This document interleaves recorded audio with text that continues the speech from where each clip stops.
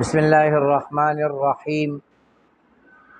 د سورة بقره آیات نمبر 12 د دې اجرا او ادا. اجرا څه ته وایي؟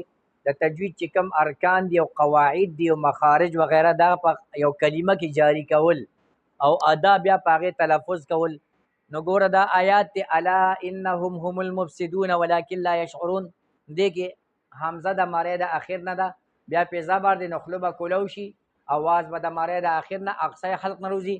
لام باریک دی غټو حروفو کې نشته دی، او بیا په زبر هم دی، او د لام نه رستو الف خالی دی، مخکې دی په لام زبر دی، الف مده شو، جوف ده نه ادا کېږي.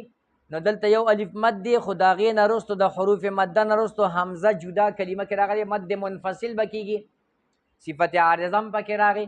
نو دلته به څلور الف توسط شي، الا کې به څلور الف اواز روانې، ان کې حمزه سخته ده، قطعي ده، نه غورځېږي، زیر دی پې، نون کې غنه زمانی ده، ان خیشوم پوز نلکه کې به یو الف اواز جاری وي.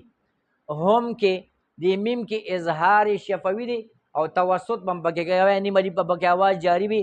هم المفسدون کې اجتماع د ساکنینو رالل، دا لوی باس دی. دلته درې صفات عارضه رالل. میم د پیش مونږ ورکو، میم د جمع دی، اجتماع د ساکنینو د یو لام ساکن دی، یو دی ساکن دی، منځ کې حمزه وصلی ده، او ال والا حمزه ده، د هغې مونږ حذف وکړو هم غورځوله. او ال والا لام د الف لام تعریفي نه رستو د ابغ حجک نه میم راغلی دی، د حروف قمریه او نه میم راغلی دی، نو لام به ښکاره ویلی شي همل. او بیا میم چې دی د دواړو شونډو میلاوېدو نه مفسدونه، فا نرمۍ سره ده او باریکه ده، او رخوت صفت دی، اواز به پکې جاری وي، او همس دی، اواز به پست دی. سیدونه سین باریک دی، دو کې واو ساکن دی، مخکې د پیش دی واوې مده دی، شونډې به ګول شي د واو د وجې نه، د دې پیش د وجې نه، او یو الف مزل به پکې وشي، مده دی.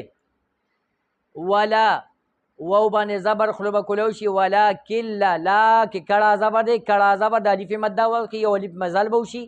ولا کله نون ساکن دی، درستو ته لام ده راغلی دی د یمنون یرملون نه، د لام کې به د نون ادغام وشي او بغیر غنې ادغام تام به وشي، خو دې لام کې به نیم الف مزلې، ولا کله کل نیم الف توسط به وي، لا کې بیا مد اصلي دی، یو الف مزل به وشي. یشعرون شین کې تفشیم دی، او اواز په ټوله خوله کې خور شو، تفشی دی ته وایي. او شین کې رخوت هم دی، اواز جاری دی، او شین کې همس هم دی، اواز پست دی، او شین کې استفال او انفتاح هم دی، 2 درجې باریک دی. یشعرون تلفظ به د دې څنګه کوي؟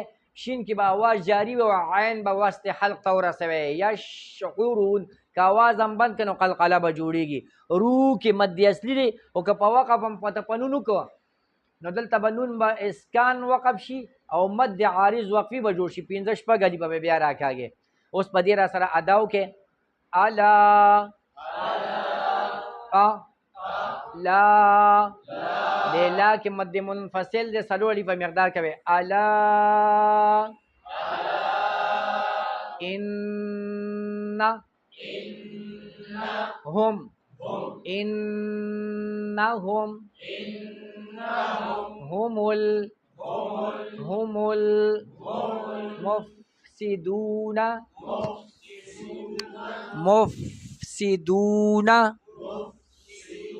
د فا کې شونډې مو نه لګوئ، بره غاښونه ثنایه علیا په لاندې شونډه باندې کېدی، په نرمۍ باندې، او پوکي پکې وباسئ، همس اواز او رخوت نیم الف نه کم اواز جاری کړئ.